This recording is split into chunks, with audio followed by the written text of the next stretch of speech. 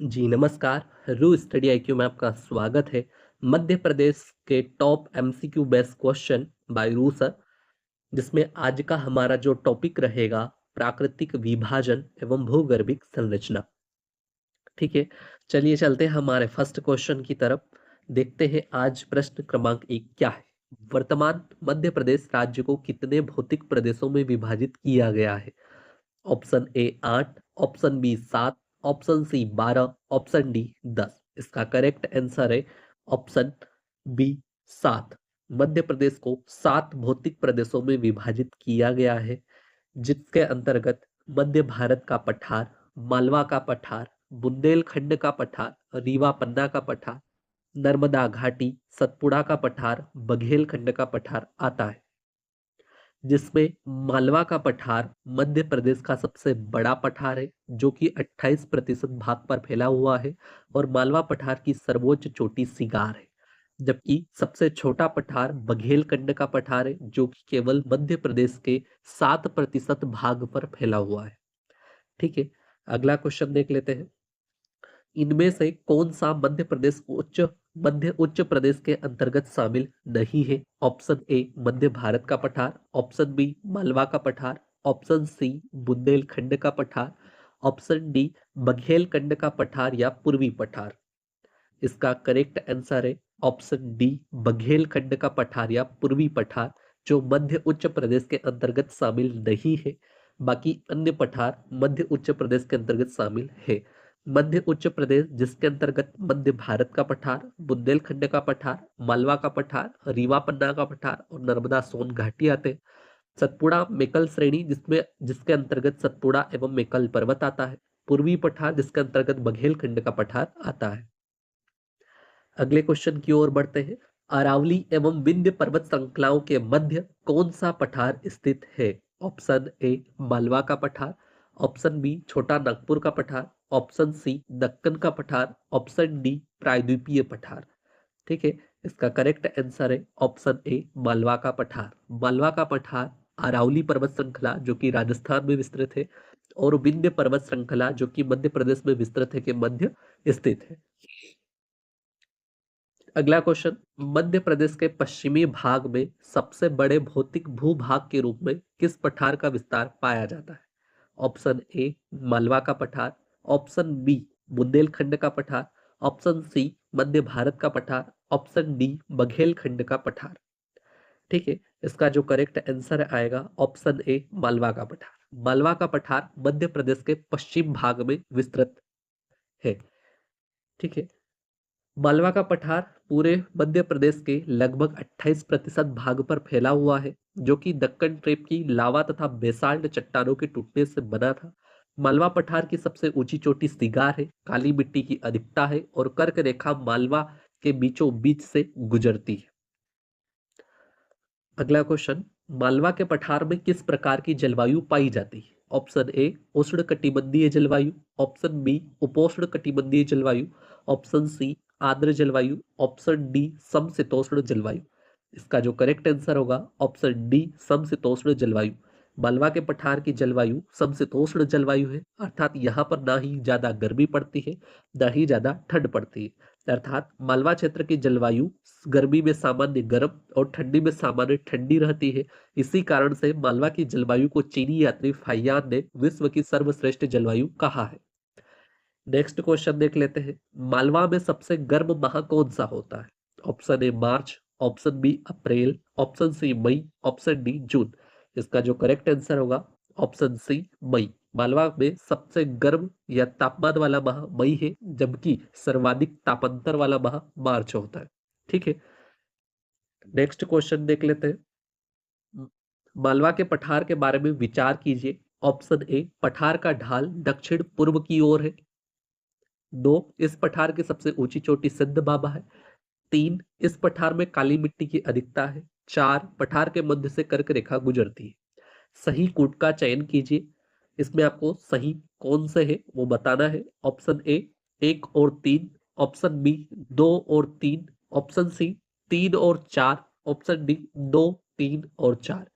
इसमें सही कूट का चयन करना है। जी हाँ, इसका करेक्ट आंसर है ऑप्शन सी 3 और 4। इस पठार में काली मिट्टी की अधिकता है और पठार के मध्य से कर्क रेखा गुजरती है, जबकि इस पठार का ढाल दक्षिण पूर्व की ओर न होकर उत्तर पूर्व की ओर है तथा इस पठार की सबसे ऊंची चोटी सिगार है, जबकि सिद्ध बाबा बुंदेलखंड पठार की सबसे ऊंची चोटी मानी जाती है। अगला क्वेश्चन, मध्य प्रदेश की प्राकृतिक सीमा के संदर्भ में कौन सा युग्म सत्य है? ऑप्शन ए चंबल जो कि उत्तरी, ऑप्शन बी ताप्ती जो कि दक्षिणी, ऑप्शन सी मैकाल पर्वत जो कि पूर्वी, ऑप्शन डी उपरोक्त सभी। चंबल नदी जो कि उत्तरी सीमा बनाती है, ये बिल्कुल सत्य है। ताप्ती नदी जो कि दक्षिणी सीमा बनाती है और मैकल पर्वत जो कि पूर्वी सीमा बनाते हैं। इसके अंतर्गत उपरोक्त सभी, करेक्ट आंसर ऑप्शन डी उपरोक्त सभी। मैप के माध्यम से भी चंबल नदी उत्तरी सीमा बना रही है, ताप्ती नदी दक्षिणी सीमा बना रही है जो कि बुरहानपुर जिले के से और बैतूल जिले से निकलती है, बहती है। ठीक है। मैकल पर्वत जो कि पूर्वी सीमा का निर्धारण करता है और अरावली पर्वत जो कि पश्चिमी सीमा का निर्धारण करता है। एक बार फिर हम मैप के माध्यम से आपको ये बताना चाहेंगे कि जो सीमा का निर्धारण है, चंबल नदी उत्तरी सीमा का निर्धारण करती है, जबकि ताप्ती नदी दक्षिणी सीमा का निर्धारण करती है जो कि बैतूल जिले से निकलती है। ठीक है। मैकल पर्वत पूर्वी सीमा का निर्धारण करते हैं और यही से नर्मदा नदी का उद्गम होता है, अमरकंटक से सोन नदी का उद्गम होता है और जोहिला नदी का भी उद्गम होता है, जबकि अरावली पर्वत जो कि राजस्थान में स्थित है पश्चिमी सीमा का निर्धारण करता है। ठीक है। अगला क्वेश्चन देख लेते हैं, मध्य प्रदेश के उत्तर मध्य भाग में कौन सा पठार स्थित है? ऑप्शन ए मध्य भारत का पठार, ऑप्शन बी मालवा का पठार, ऑप्शन सी बघेलखंड का पठार, ऑप्शन डी बुंदेलखंड का पठार। इसका जो करेक्ट आंसर होगा ऑप्शन डी बुंदेलखंड का पठार, जो कि मध्य प्रदेश के उत्तर मध्य भाग में स्थित है। ठीक है। बुंदेलखंड का पठार जो कि उत्तर मध्य भाग में है, 7.7% भाग पर विस्तृत है। जलवायु गर्मी में अधिक गर्म एवं शीत ऋतु में अधिक ठंडी रहती है। सबसे ऊंची चोटी सिद्ध बाबा, मिट्टी मिश्रित मिट्टी पाई जाती है, ढाल उत्तर की ओर है और बुंदेलखंड की प्रमुख नदियां धसान, उर्मिल, केन, जामनी आदि है। अगला क्वेश्चन देख लेते हैं, मध्य प्रदेश में स्थित मालवा पठार के पूर्वोत्तर में किस पठार का विस्तार पाया जाता है? ऑप्शन ए मध्य भारत का पठार, ऑप्शन बी दंडकारण्य का पठार, ऑप्शन सी बघेलखंड का पठार, ऑप्शन डी विंध्य कगारी प्रदेश। इसका करेक्ट आंसर होगा ऑप्शन ए मध्य भारत का पठार। ठीक है। मध्य भारत का पठार जो लगभग 10.7% भाग पर फैला हुआ है। मध्य भारत के पठार को सरसों उत्पादन के कारण सरसों की हांडी कहा जाता है। यहाँ पर विषम जलवायु पाई जाती है। नदी चंबल, मिट्टी जलोढ़ मिट्टी और मध्य भारत का पठार भिंड, मुरैना, श्योपुर जिले में फैला हुआ है।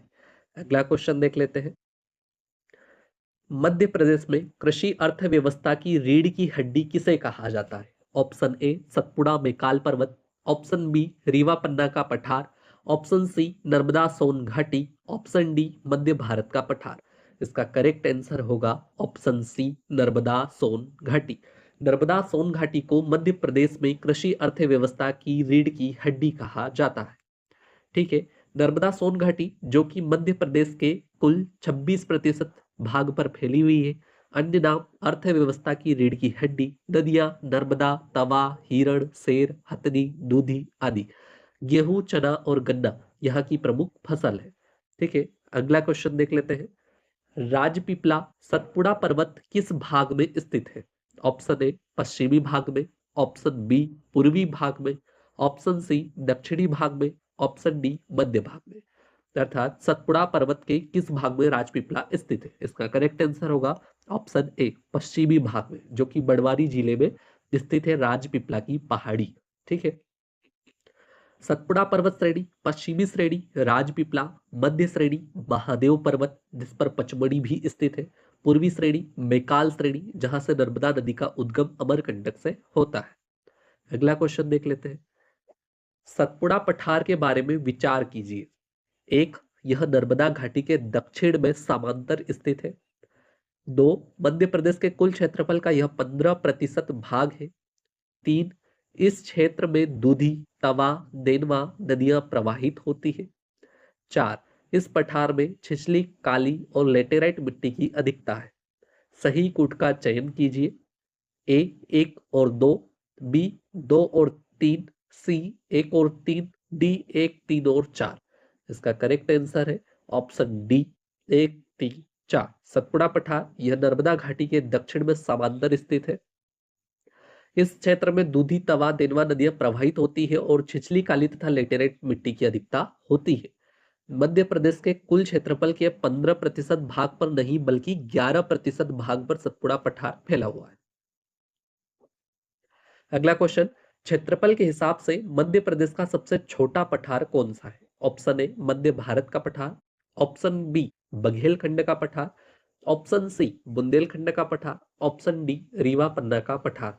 इसका करेक्ट आंसर जो होगा ऑप्शन बी बघेलखंड का पठार।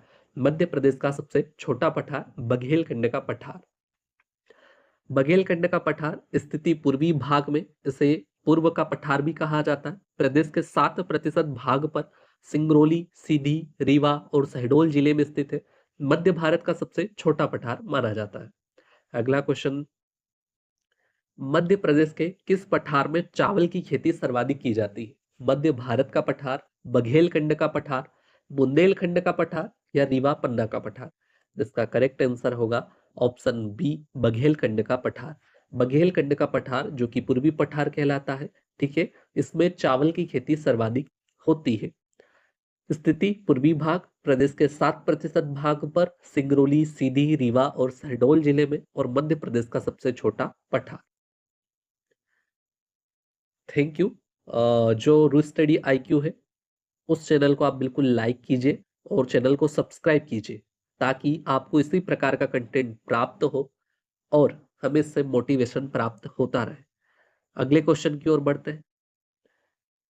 मध्य प्रदेश के टॉप MCQ सीरीज में आपका स्वागत है और MCQ के माध्यम से आपकी संपूर्ण MP को कवर किया जा रहा है, जिसके अंतर्गत अभी हमने प्राकृतिक विभाजन वाला टॉपिक कंप्लीट किया। अब उसी के अंतर्गत भूगर्भिक संरचना को हम पढ़ने वाले हैं। इसी के अंतर्गत पहला क्वेश्चन, मध्य प्रदेश में प्रमुख रूप से किस प्रकार की चट्टानों का विस्तार पाया जाता है? Option A Archaean, option B Vindhyan, option C Gondwana, option D उपरोक्त सभी। जिसका करेक्ट आंसर होगा ऑप्शन सी गोंडवाना। मध्य प्रदेश में प्रमुख रूप से गोंडवाना चट्टानों का विस्तार पाया जाता है। नेक्स्ट क्वेश्चन के पहले, मध्य प्रदेश में भूगर्भिक संरचना के आधार पर निम्न प्रकार की चट्टानें पाई जाती है, जिसमें Archean, Dharwar, Cuddapah, Vindhyan, Deccan trap, tertiary क्रम की चट्टानें। इन्हें याद करने के लिए रू स्टडी IQ की ओर से आपको एक ट्रिक बताई जा रही है, आधा कवि गोद में। ठीक है, आ से आ जाएगी आर्कियन, दाह से आ जाएगी धारवाड़, क से आ जाएगी कुड़प्पा, वी से आ जाएगी विंध्यन, द से आ जाएगी दक्कन ट्रेप, और टर्शियरी जो कि नवीनतम चट्टानें हैं वो तो आपको याद रखना ही है। ठीक है भाई साहब, इसमें आ से आर्कियन, धा से धारवाड़, क से कुड़प्पा, वी से विंध्यन, गो से गोंडवाना और द से दक्कन ट्रेप की चट्टानें और लास्ट में टर्शियरी क्रम की चट्टानें आती है। हम आपको बताना चाहेंगे भूगर्भिक संरचना जिसमें आर्कियन चट्टानें, धारवाड़, कुड़प्पा, विंध्यन, गोंडवाना, दक्कन और टर्शियरी, आधा कवि गोद में। ठीक है, कहां पर कौन सी है वो देख लेते हैं। गोंडवाना क्षेत्र जो कि बघेलखंड का पठार है, वहां पर गोंडवाना क्रम की चट्टानें पाई जाती है और गोंडवाना मध्य में भी पाई जाती है। ठीक है, धारवाड़ क्रम की बालाघाट, जबलपुर और छिंदवाड़ा में धारवाड़ क्रम की चट्टानें हैं। दक्कन ट्रेप की चट्टानें मालवा पठार में है। ठीक है, ग्वालियर श्रेणी ग्वालियर साइड के रीजन में फैली हुई है। अगला क्वेश्चन देख लेते हैं। बुंदेलखंड नीस किन चट्टानों में पाई जाती है? Option A Archaean, option B Gondwana, option C Dharwar, option D में से कोई नहीं। बुंदेलखंड नीस, बताइए इसका करेक्ट आंसर क्या होगा? जी हाँ, इसका करेक्ट आंसर है option A Archaean. Bundelkhand gneiss Archaean चट्टानों में पाई जाती है। अगला क्वेश्चन देखते हैं। उसके पहले बुंदेलखंड नीस के अंतर्गत जो आर्कियन चट्टानें हैं उनकी विस्तृत जानकारी कि आर्कियन चट्टानें सबसे प्राचीन चट्टानें हैं। इन चट्टानों का निर्माण प्री कैम्ब्रियन काल में हुआ था। अग्नीय चट्टानों के रूपांतर के कारण इनमें नीस एवं शिस्ट का निर्माण होता है। जो बुंदेलखंड नीस है सबसे पुरानी नीस है और बुंदेलखंड पठार में विशेषतः टीकमगढ़, दीवाड़ी, पूर्वी दतिया, पूर्वी शिवपुरी में पाई जाती है। इसमें जीवाश्म का अभाव होता है और यह अत्यधिक प्राचीनतम चट्टान है। अगला क्वेश्चन, मध्य प्रदेश में धारवाड़ क्रम के चट्टानों के रूप में चिल्पी क्रम में किस खनिज की प्राप्ति होती है? Option A bauxite, option B हीरा, option C manganese, option D rock phosphate. बताइए, मध्य प्रदेश में धारवाड़ क्रम की चट्टानों के रूप में चिल्पी क्रम में किस खनिज की प्राप्ति होती है? इसका करेक्ट आंसर होगा ऑप्शन सी मैग्नीज की प्राप्ति। ठीक है, मैग्नीज की प्राप्ति से होती है चिल्पी श्रेणी से। बालाघाट में चिल्पी श्रेणी पाई जाती है और बालाघाट में ही मैग्नीज की खदानें हैं। ठीक है, बालाघाट जिले जिसमें चिल्पी क्रम, मैग्नीज और तांबा उत्पादक जिला। ठीक है, जबलपुर में सकोली क्रम के चट्टानें पाई जाती है जिसके अंतर्गत संगमरमर का निर्माण होता है। छिंदवाड़ा में सौंसर क्रम की चट्टानें पाई जाती है जिसके अंतर्गत अभ्रक का उत्पादन होता है। ठीक है, अगले क्वेश्चन की ओर बढ़ते हैं। धारवाड़ चट्टानों के बारे में विचार कीजिए। एक, इनका नामकरण कर्नाटक के गांव धारवाड़ के नाम पर हुआ है। ठीक है, दो, आर्कियन चट्टानों के अपरदन से इनका निर्माण हुआ है। तीन, इन चट्टानों को समृद्ध चट्टानें नहीं कहा जाता है। सही कूट का चयन करें। ऑप्शन ए एक और दो, ऑप्शन बी दो और तीन, ऑप्शन सी एक और तीन, ऑप्शन डी इनमें से कोई नहीं। इसका करेक्ट आंसर जो होगा ऑप्शन ए एक और दो। इनका नामकरण कर्नाटक के गांव धारवाड़ के नाम पर हुआ है और आर्कियन चट्टानों के अपरदन से इनका निर्माण हुआ है। इन चट्टानों को समृद्ध चट्टानें कहा जाता है। ठीक है, अगला क्वेश्चन, मध्य प्रदेश में पन्ना जिले में हीरे की प्राप्ति किस प्रकार की चट्टानों से होती है? Option A Dharwar, option B Archaean, option C Cuddapah जो कि बिजावर श्रेणी, ऑप्शन डी गोंडवाना। बताइए, पन्ना जिले में हीरे की प्राप्ति किस प्रकार की चट्टानों से होती है? इसका करेक्ट आंसर होगा ऑप्शन सी कुड़प्पा या बिजावर श्रेणी जो कि पन्ना जिले में विस्तृत है और वहीं से हीरे की प्राप्ति होती है। ठीक है, अगले क्वेश्चन की ओर बढ़ने से पहले आपको कुछ डायमंड दिखाए गए हैं। ठीक है, जो कि रू स्टडी आईक्यू की ओर से आपके लिए उपहार है। इसी के लिए अगर आपको ये पसंद आया हो तो आप बिल्कुल इसे लाइक करें, सब्सक्राइब करें। ठीक है, कुड़प्पा क्रम की चट्टानों का निर्माण धारवाड़ क्रम की चट्टानों के अपरदन व निक्षेपण से हुआ है। यह बिजावर श्रेणी पन्ना, सतना, छतरपुर और ग्वालियर श्रेणी में पाई जाती है। इनमें प्रमुख खनिज हीरा पाया जाता है। इनका आंध्र प्रदेश के कुड़प्पा गांव के नामकरण पर नाम रखा गया है। अगले क्वेश्चन की ओर बढ़ते हैं। मध्य प्रदेश में विंध्यन क्रम की चट्टानों का सर्वाधिक विस्तार नर्मदा सोन घाटी के किस भाग में पाया जाता है? ऑप्शन ए पूर्वी भाग में, ऑप्शन बी पश्चिमी भाग में, ऑप्शन सी उत्तरी भाग में, ऑप्शन डी दक्षिणी भाग में। इसका करेक्ट आंसर होगा ऑप्शन सी उत्तरी भाग में। मध्य प्रदेश में विंध्यन क्रम की चट्टानों का सर्वाधिक विस्तार उत्तरी भाग में पाया जाता है। ठीक है, अगले क्वेश्चन देख लेते हैं। मध्य प्रदेश में विंध्यन क्रम की चट्टानों के लाल बलुआ पत्थर से किस इमारत का निर्माण हुआ है? मोस्ट आईएमपी क्वेश्चन है, कई बार एग्जाम्स में ये रिपीट हुआ है और जितने भी क्वेश्चन आपको कराए गए हैं सभी क्वेश्चन किसी न किसी एग्जाम में आए हुए हैं। ठीक है, इसका ऑप्शन ए नचना कुठार मंदिर, ऑप्शन बी भोजपुर शिवलिंग मंदिर, ऑप्शन सी पशुपतिनाथ मंदिर, ऑप्शन डी सांची का स्तूप। इसका करेक्ट आंसर है ऑप्शन डी सांची का स्तूप। मध्य प्रदेश में विंध्यन क्रम के चट्टानों के लाल बलुआ पत्थर से सांची स्तूप का निर्माण किया गया है। आप देख सकते हैं लाल बलुआ पत्थर का इस्तेमाल सांची स्तूप में हुआ है। ठीक है, अगले क्वेश्चन की ओर बढ़ते हैं। मध्य प्रदेश में कोयला किन चट्टानों में पाया जाता है? Option A Dharwar, option B Archaean, option C Cuddapah Bijawar श्रेणी, ऑप्शन डी गोंडवाना। बताइए, मध्य प्रदेश में कोयला किन चट्टानों में पाया जाता है?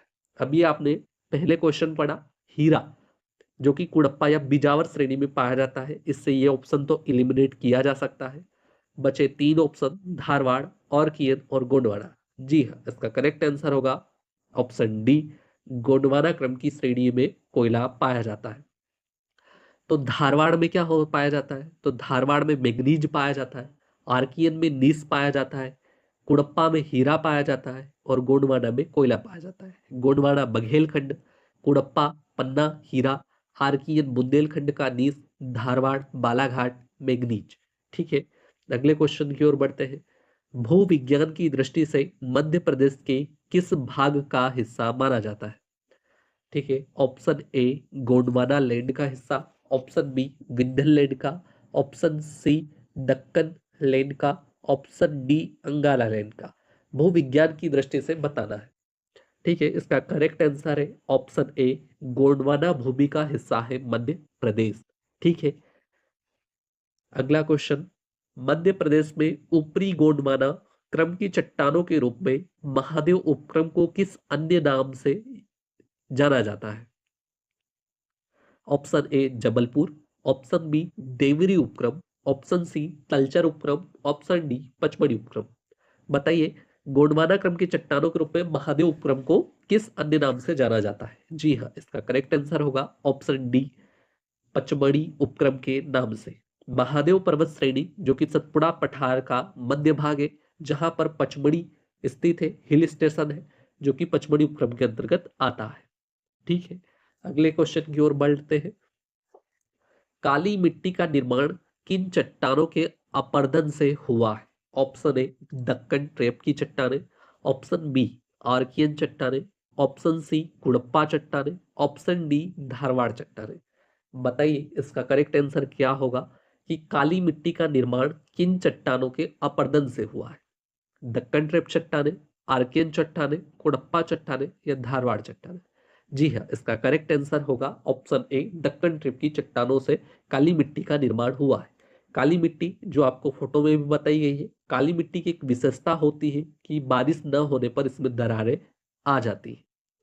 ठीक है, ये रही काली मिट्टी। काली मिट्टी का निर्माण ज्वालामुखी क्रियाओं से हुआ है। ठीक है, क्रिटेशियस युग में ज्वालामुखी क्रियाएं हुई जिसके फलस्वरूप दक्कन ट्रिप की चट्टानों का निर्माण हुआ।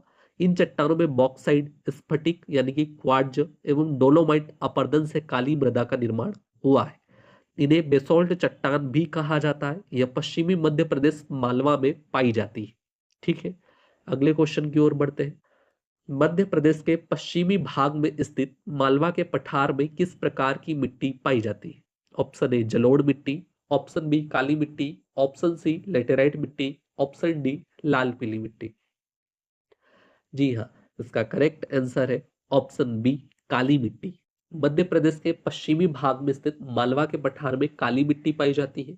नर्मदा सोन घाटी में भी काली मिट्टी पाई जाती है और निमाड़ में भी काली मिट्टी पाई जाती है। ठीक है, अगले क्वेश्चन की ओर बढ़ते हैं। मध्य प्रदेश में मालवा पठार से उद्गमित होकर उत्तर पूर्व की ओर प्रवाहित होने वाली अधिकांश नदियां किस नदी में मिल जाती है? Option A Narmada, option B Tapti, option C Yamuna, option D Son. जी हाँ, इसका करेक्ट आंसर होगा ऑप्शन सी यमुना। अर्थात मध्य प्रदेश में मालवा के पठार से उद्गमित होकर, ठीक है, जैसे चंबल नदी महू इंदौर से निकलती है, ठीक है, जानापाव पहाड़ी से, जहां से उद्गमित होकर उत्तर पूर्व की ओर प्रवाहित होकर यमुना नदी में मिल जाती है। अन्य नदियां जैसे पार्वती नदी, बेतवा नदी, ठीक है, केन नदी, ये सभी कहा उत्तर की ओर, उत्तर पूर्व की ओर प्रवाहित होती है, जो कि यमुना नदी में अधिकांश नदियां मिलती है। अगला क्वेश्चन देखने से पहले आपको मैप के माध्यम से भी बताया गया है। चंबल नदी, सिंध नदी, बेतवा नदी, केन नदी, ठीक है, ये सभी यमुना नदी में मिलती है। सोन नदी का डायरेक्ट संगम गंगा नदी में होता है। ठीक है, माही नदी जो कि धार जिले से उद्गमित होती है, राजस्थान में प्रवेश कर कर्क रेखा को 2 बार काटने वाली नदी माही नदी होती है।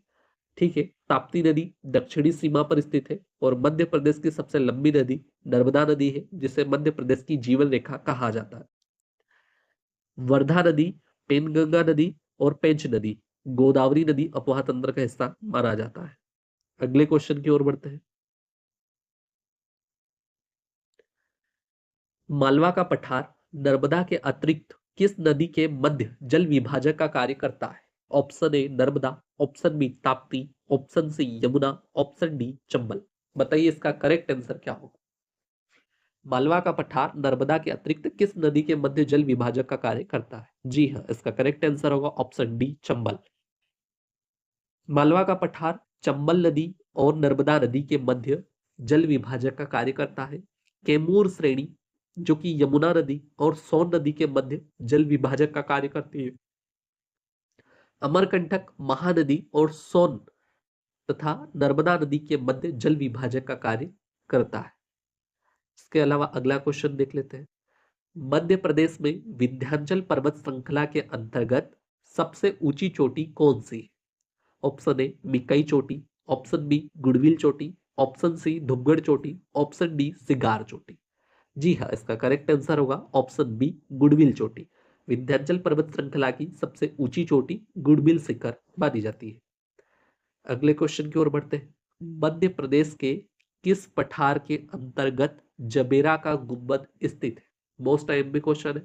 ऑप्शन ए रीवा पन्ना का पठार, ऑप्शन बी बुंदेलखंड का पठार, ऑप्शन सी मालवा का पठार, ऑप्शन डी बघेलखंड का पठार। 100% छपेगा। ऑप्शन ए रीवा पन्ना का पठार, ऑप्शन बी बुंदेलखंड का पठार, ऑप्शन सी मालवा का पठार, ऑप्शन डी बघेलखंड का पठार। जी हाँ, इसका करेक्ट आंसर होगा ऑप्शन ए रीवा पन्ना का पठार। जबेरा का गुंबद रीवा पन्ना पठार में स्थित है। ठीक है, अगला क्वेश्चन देख लेते हैं। मध्य प्रदेश में सबसे ऊंची चोटी है? ऑप्शन ए सतपुड़ा श्रेणी, ऑप्शन बी बुंदेलखंड का पठार, ऑप्शन सी मालवा पठार, ऑप्शन डी बघेलखंड का पठार। इसका करेक्ट आंसर है ऑप्शन ए सतपुड़ा श्रेणी। ठीक है, मध्य प्रदेश में सबसे ऊंची चोटी सतपुड़ा श्रेणी को माना जाता है, जिसमें मध्य प्रदेश की सबसे ऊंची चोटी धूपगढ़ जो कि 1350 मीटर स्थित है। मध्य प्रदेश की सबसे ऊंची चोटी धूपगढ़, सतपुड़ा पर्वत की सबसे ऊंची चोटी धूपगढ़, बेकल पर्वत की सबसे ऊंची चोटी अमरकंटक, राजपीपला की सबसे ऊंची चोटी चूलगिरी जो कि बड़वानी जिले में स्थित है, बुंदेलखंड पठार की सबसे ऊंची चोटी सिद्ध बाबा, मालवा पठार की सबसे ऊंची चोटी सिगार, विंध्याचल पर्वत की सबसे ऊंची चोटी सद्भावना या गुडविल। अगले क्वेश्चन की ओर बढ़ते हैं। वह जिला जो परित्यक्त शहर यानी कि एबडोनेड सिटी कहा जाता है? Option A Morena, option B Dhar, option C Mandu, option D Rewa. परित्यक्त शहर किसे कहा जाता है? जी हाँ, इसका करेक्ट आंसर होगा ऑप्शन सी मांडू। मांडू जिला को परित्यक्त शहर या एबडोनेड सिटी कहा जाता है। ठीक है, अगला क्वेश्चन देखते हैं। चूलगिरी की पहाड़ियां मध्य प्रदेश के किस भाग में स्थित है?